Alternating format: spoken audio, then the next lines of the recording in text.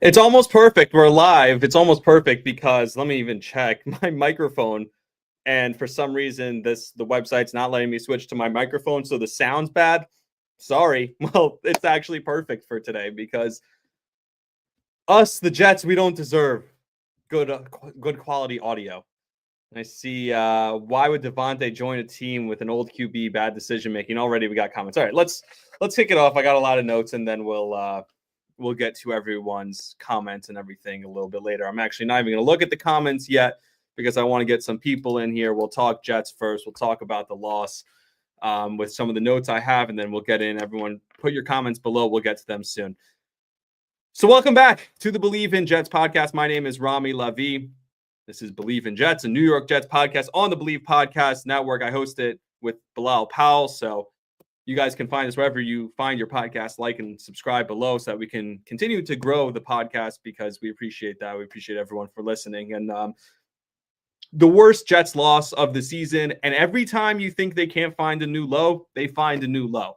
And this team just did it again. They found a new low. It's over and over and over again. You can't even be shocked with this team at this point, right? Like, are you surprised? But the way this happened is actually kind of different. This is different than past teams because it actually felt like the team could have been in this game. They could have. And then the defense just didn't show up. And there were the videos going around on social media from the pregame of the defense, lock in. This is our time. We got to lead us. This is what we're going to do. This is all about us. It's us versus the world. We need to set the tone. We need to bring the energy. You put your defense on the field first. This is the strength of the team. The 85 Bears, self-proclaimed. This defense is so bad and so pitiful. I've never seen a team quit like this. I've never seen an entire Jets team. I've seen some Jets teams quit. I've seen a lot of Jets teams quit. So I'm a Jet fan my whole life. I've never seen the defense quit quite like this before. This is a new low. They brought it down. They brought the standard all the way down. And it's just in the most remarkable, unbelievable way. It started from the get-go. James Conner just running through them like nobody even wanted to tackle him. I bet. So it's funny because I bet him and I bet Kyler anytime touchdowns. I didn't parlay it, but I bet them each separately because coming into the game is what I told Bilal. I said the Jets were going to lose. I didn't think they were going to lose by this much. I thought they'd lose by 9 or 10. And the reason I said is because they can't stop the runs. One thing this defense isn't good at, and they can't contain running quarterbacks. And right away you saw it, but they actually could have stopped them if they wanted to. They didn't want to. They did not want to tackle. They were making business decisions out there. And it's the kind of loss, it's the kind of defense that when you look at it, this performance, how do you bring any of these guys back? You can look up and down the line. Quincy Williams is a good player. Jamien Sherwood actually has surprised this year, has been really good. Quinnen Williams is a good player. Sauce Gardner, I don't even think he's a good player anymore, but fine. At some point, he was a good player, right? I don't know what happened to Sauce Gardner. Like, how do you just go from being elite, because he was an elite corner in this league, to being non-existent, to being not just bad, to awful? He is one of the worst corners in football. Forget about the not tackling. There's nothing he does well. Everyone's open on him. He commits a penalty when guys aren't open. It's because he's committing a penalty. I don't understand how you go from the level that he was to one of the absolute worst corners in football. I don't know how you get to that. DJ Reed looked terrible. And it's more than just the lack of talent. I mean, they're all talented. That's the craziest part. It's that they don't care. None of these guys, clearly, it's a losing mentality. So when the guys, and we'll get to this a little bit later, but the guys are up for contracts going into the offseason, right? And you start, Breece Hall is going to want a contract. Garrett Wilson's going to want a contract. Jermaine Johnson's going to want, all these guys who are going to want a contract because they were all drafted in that same draft class, the Sauce Gardner draft class. How do you pay any of them? How do you give any of them a contract? Every single person. Losing is so embedded in this team. And I don't believe in the same old Jets. I always find that to be an excuse. Same old Jets. Oh, it's a mentality. You can't change it. But are people wrong for saying same old Jets? Like, how do you change it? It's a losing mentality, start top to bottom. It starts at the top with the owner. I talked about it with Bilal over and over again. He could defend him all he wants. It starts at the very top with Woody Johnson, and it trickles down to everyone. Joe Douglas, loser. Jeff Ulbrich, loser. Offensive coordinator, loser. Aaron Rodgers, you are now welcome. You are now a loser because you play for the New York loser Jets. Every single person in this entire organization is a loser, and you cannot get better from here. There is no changing this. They need to blow it up beyond blowing it all up. Let's get back to the game. So right away, Connor scores. And if it wasn't the touchdown, Jamien Sherwood saves a touchdown, fine. The first guy who didn't tackle him, just brush him, just arm tackles, just throw your arms at him. He'll go down. Like these guys, they refused to tackle anyone. They didn't want to cover anyone. They just did not show up. And earlier in the day, by the way, before the game even started, because I made a few bets today. And by the way, shout out to Anthony Gallo, one of my coworkers here at WFAN. That's the Odyssey sign over there. I'm in the Boomer and Geo studios. If you can't tell, if you can't see, if you're watching this on YouTube, like one of my friends, Anthony Gallo, he's a Broncos fan. One of my bets was I was going to bet the Broncos plus 7.5. Didn't think they were going to win, but I knew they were going to cover against the Chiefs. And for some reason, we got he talked me out of it. He was like, "Oh, you don't know. I know this team. You don't know this team. I know the teams." That's the thing. As fans, sometimes we psych ourselves out. We know our teams. We think we know our teams so well that we psych ourselves out. So I ended up not betting the Broncos. Of course, they covered the 7.5. Almost won the game too.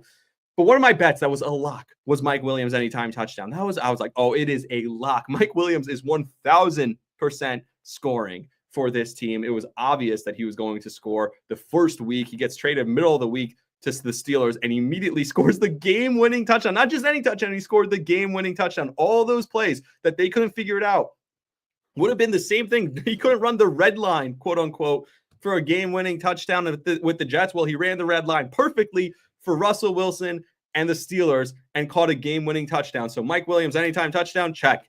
The next bet I had was James Conner, anytime touchdown, check. And the next one was Kyler Murray, anytime touchdown, check. It's like sometimes we know the team so well, but we really do know. It's not that we're emotionally tripping ourselves out. I knew the Jets. I didn't think it would be this bad, but that defense, you saw it from the start. They just did not want to show up. They didn't care. They did not want to tackle. And again, on the goal line, by the way, they missed tackles on the goal line. They had opportunities to tackle for loss. No, nobody on this team tackles. And then you think about the other side. Mike Williams is catching game-winning touchdowns from Russell Wilson. Well, you have Xavier Gibson starting. So we traded Mike Williams so Xavier Gibson could be your third starting receiver. He wasn't good in this game. He didn't do anything well. He did draw a penalty. And then the Jets get the ball back. So they're down 7-0. The defense just absolutely a sieve. You cut through like butter, like hot butter.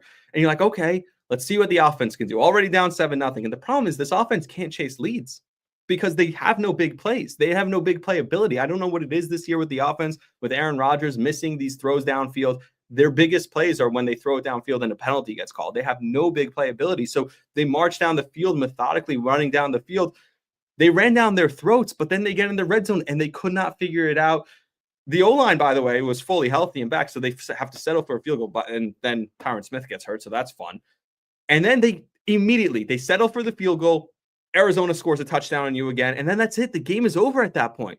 Because at 14-3, the Jets come back down. Another methodical drive. You need to score a touchdown there. Instead, it's another field goal.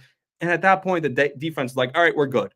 The Jets defense gave up a touchdown on every single drive other than the one or two last drives late.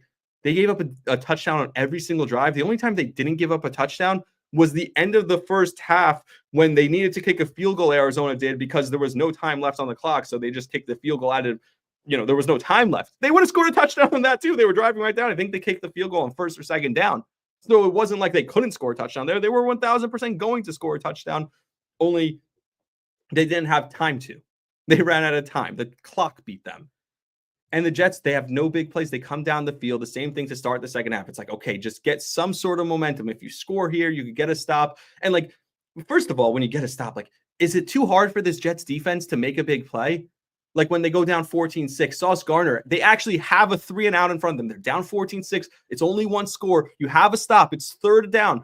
You would have forced a 3-and-out, and Sauce Gardner, the worst tackle I've ever seen on Trey McBride, just doesn't bother, just jumps on his back, no technique, nothing, just does not care. Forget about giving up the catch because he gives up every catch this year. That's how Sauce Gardner is. He's gone from one of the best corners in football to the absolute worst corner in football. Just jumps on his back. Why not? Let me take me for a ride, Trey McBride. He shrugs him off. And by the way, at least Sauce slowed him down while he's taking him for a ride. Where's the rallying to the ball? Where's the rest of the guys? Like, are you like, whatever happened to 11 guys rallying to the ball? Nobody's even close. Nobody wants to get close. Nobody cares to get close. It's such a lack of effort, such a lack of care. It's such a lack of attention to detail.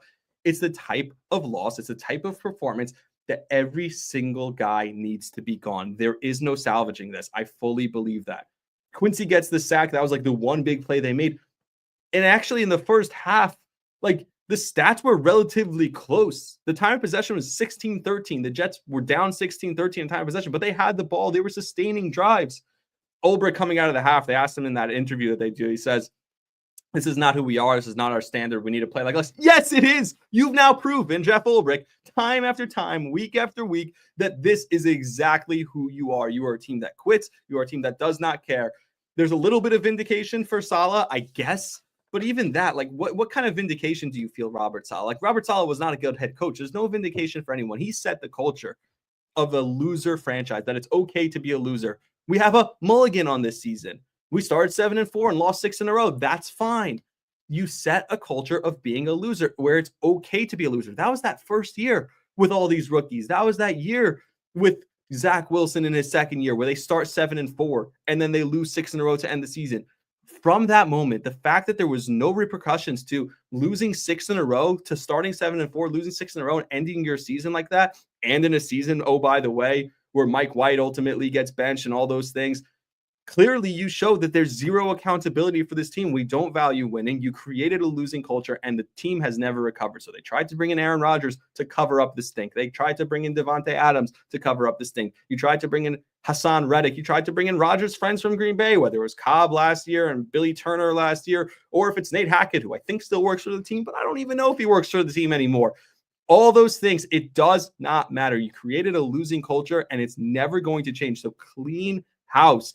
Get rid of everyone. There is no one worth saving in this entire organization. There is no one worth salvaging in this entire organization. It's time to lock it up, clean house, get rid of everyone, top to bottom. And by the way, sell the team, Woody Johnson, because I've had enough of this. There was a point in this game where Kyler Murray, I have some stats, so I'll read them. Why not? There was a point in this game where Kyler Murray had 17 consecutive completions. At half, they were down 24-6. The Cardinals had 12 first downs, had 18 first downs. The Jets had 8. On third down, the Cardinals were 3 for 4. They were 1 for 1 on fourth down. The Jets were 3 for 6. Didn't go for it on a fourth down. The Cardinals ran 10 more plays, so it's actually crazy. They had the time of possession, but they ran 10 more plays, 239 yards to 86 yards. This was just at the half. This is at the half. The Jets weren't even committing that many penalties. It was 2 penalties for 20 yards at the half. Like, it could have been worse.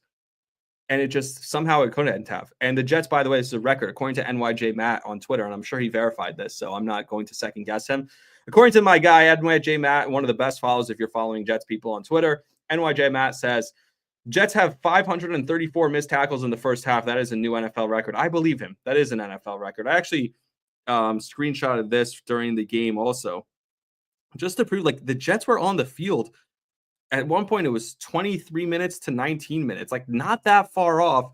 And somehow the Cardinals had 10 more first downs, 11 more first downs. The Jets had only ran 6 less plays than the Cardinals. But that's what I talked about. They have no big playability. When they get down, it's impossible for them to come back. So once it was 14-6 and the Jets score there, it's 14-6 and the defense couldn't make a stop there. It was like after Sauce didn't make that tackle to force a 3-and-out, the defense was like, all right, screw it, we're done.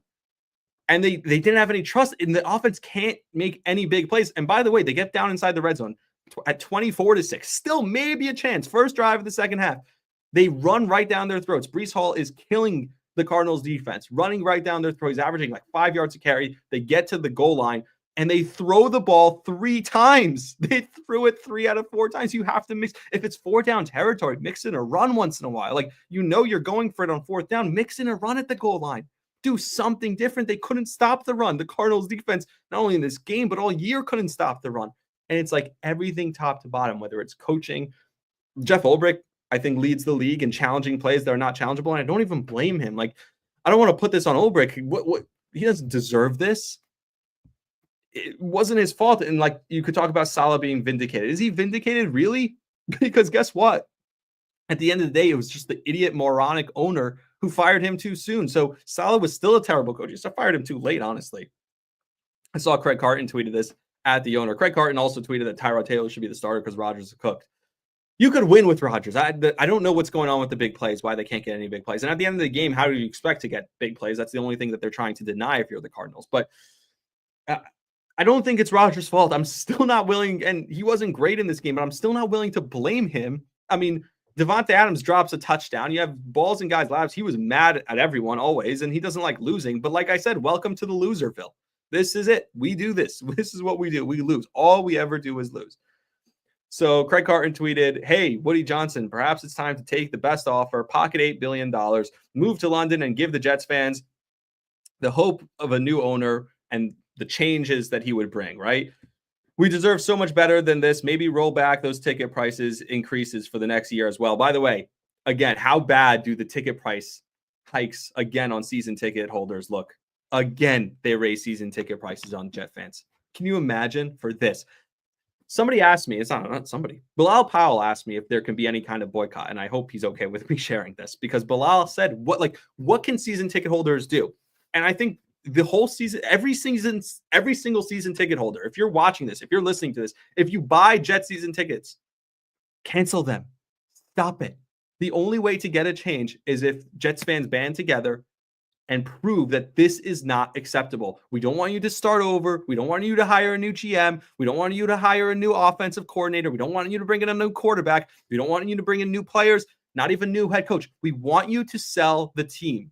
That's the only solution that will even get Jets fans remotely buying back in, because when you look at this offseason, what are you expecting to do? We know the GM is a dead man walking. If you saw his speech, I serve for the pleasure of the owner. That's what he said. So the GM's a dead man walking. We know that already. He's gone. He's good as gone. He's dead. He's done. So the GM's a dead man walking. There's no point in even trying to salvage that. He doesn't want to be here. If he had the option, I wonder if they asked him, they said, "Hey, we would bring you back." He'd probably say, "No, I'm good. There's 32 of these jobs. I'll take another one." They're not going to get a head coach. You hear how Bill Belichick talks about how terrible it is to work for the Johnsons. So no one wants to work for them. No one worth anything wants to work for this team. So I don't know who their head coach is going to be. So you don't have a head coach. What are their options at quarterback? Are you really going to figure out what the option is? Are you going to just run it back with Rodgers? He's under contract. You still have Devontae Adams here. I don't see Rodgers should retire tomorrow. Like, why does he want to deal with this? Just rid yourself of this. Pretend this never happened. This part of your career never happened. Blame the Jets, blame their misery and their history of forever being miserable, and just walk away. You're Aaron freaking Rodgers. You could do that. You could walk away and no one will remember that you did this with the Jets. Everyone will be like, all right, yeah, he's great. Hall of Famer, excused. Goodbye.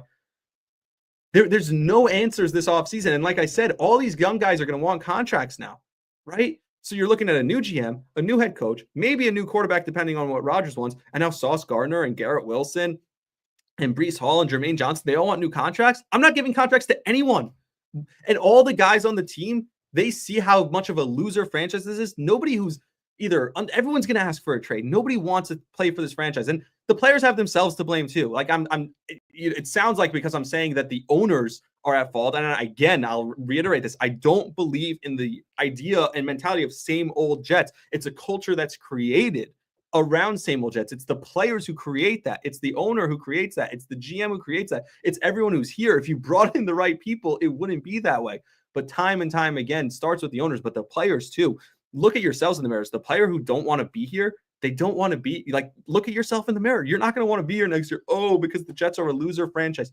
They're a loser franchise because of you. You are part of what makes this team a loser franchise. So everything that we talk about with this team from top to bottom, it's unsalvageable. Like I said, you're going to have a new owner. I wish you're going to have a new owner. The owner's probably going to London or some other country for Trump. So goodbye. And maybe Chris Johnson takes over, and it can't be worse. So people are like, oh, Chris Johnson he hired Adam Gase. It could be worse. No, it can't. No, it can't be worse. At least the culture in the building will be shifted. I don't know. But if you're the owner and you're Woody Johnson, and you already know it's going to be a different regime, it's going to be a new GM, new head coach, maybe a new quarterback, lots of young players that you have to make contract decisions on. There's going to be a lot of change for this team next year. Just blow it up. Just sell the team, because none of it matters. And I don't want to bring any. It needs to be cleaned out completely, like the Mets did. Like, you need an overhaul. Move to a different stadium. Get a new owner in here. Steve Cohen, you have plenty of money. Go buy the Jets, please.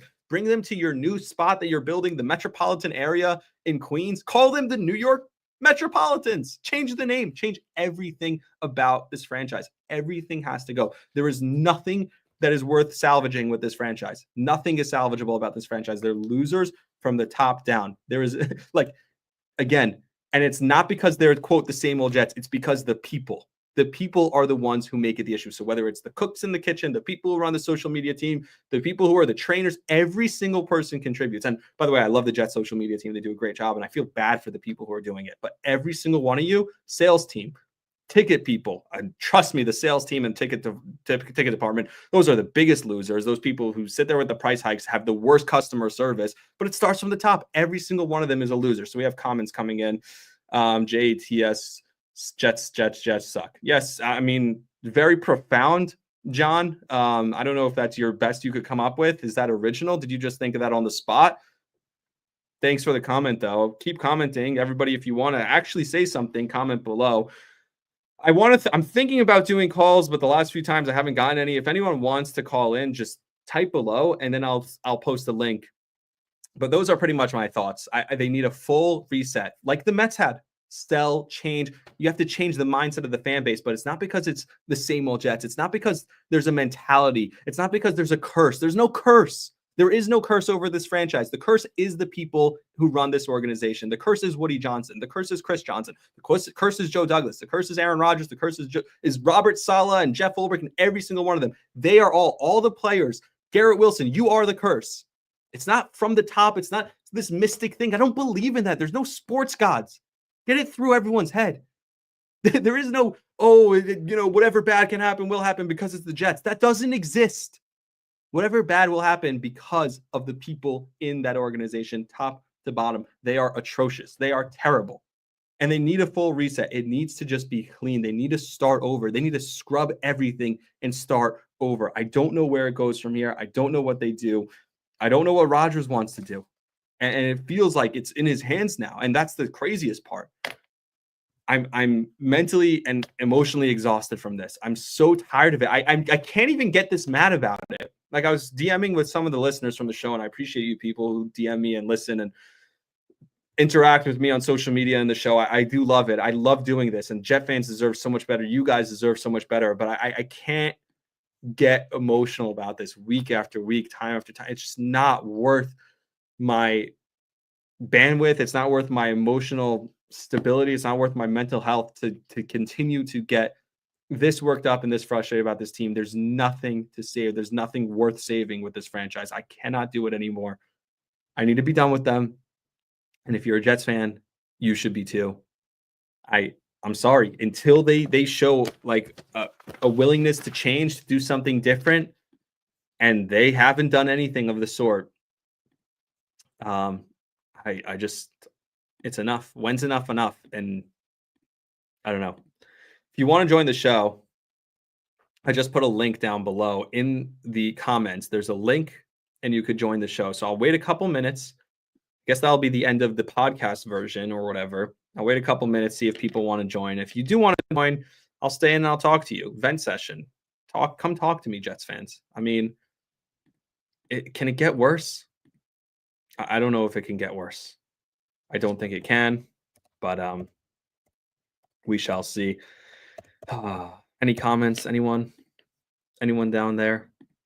Got any suggestions for me? Any comments on what to do? Like, what do you suggest? What do you think we should do with this franchise? Because I'm fully certain that there's no salvaging until they sell the team, until just something different, something changes. I need something different. I need to not have this franchise exist anymore. I don't know. Let's see. I'm going to post this on Twitter as well. And then that way people can also decide if they want to join. So let's go do that real quick.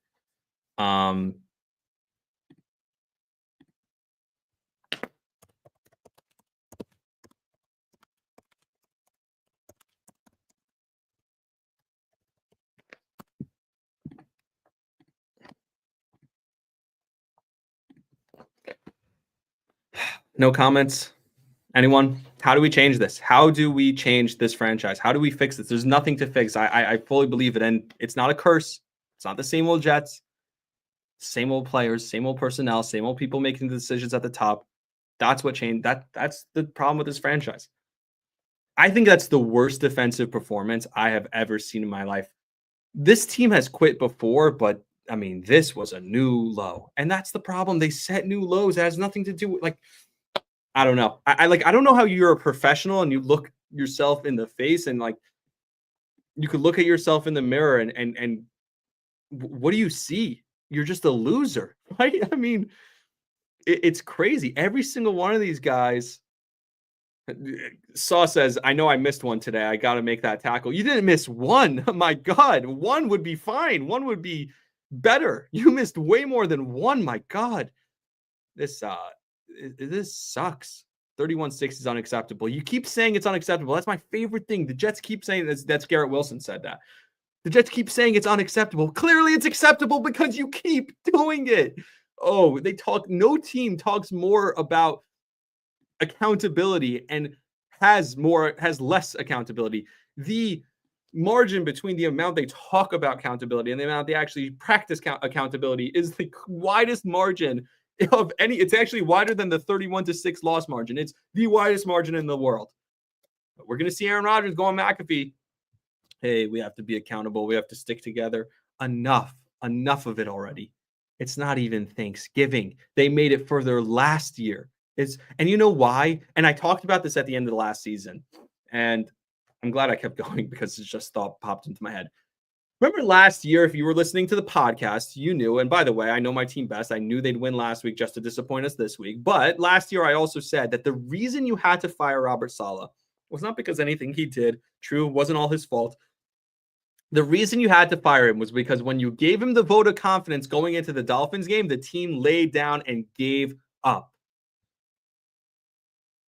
That's why you needed to fire Robert Saleh, because the second they bent over, the second you said, okay, you have a mulligan, this year was a mulligan, they announced it before, right? They announced it before the Dolphins game, and the team folded and gave up and did not care to play. That's why you need to fire Robert Saleh, because there was zero accountability. You set the tone that it was okay to lose. It was okay to be a loser and continue to be the sad sack franchise that you are. So now all the loser players on this loser franchise coming into this year, they just came in with this mentality like, oh, it'll be better because it's just, why not? Of course it's going to be better just because we're here. It should be better on its own. There's nothing that's last year didn't happen. Last year was fake. And when you say those things, you set a tone of losers. You set a tone of zero accountability. So you could keep saying the buzzword accountability. But I said this before last year, and I should have been smarter. I should have known when I predicted them to win 11 games this year. I should have known that they weren't even going to sniff 7 wins. You know why? Because they set the tone to be losers. They said it's okay to be losers. We'll just give you a mulligan. They should have at least waited till the end of the season to decide on Saleh. And guess what?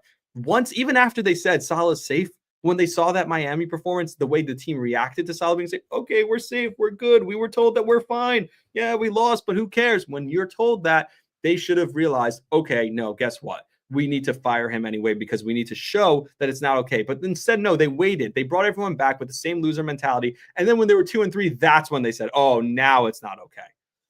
Devontae Adams said they lost energy. They lacked energy. Lacked energy again?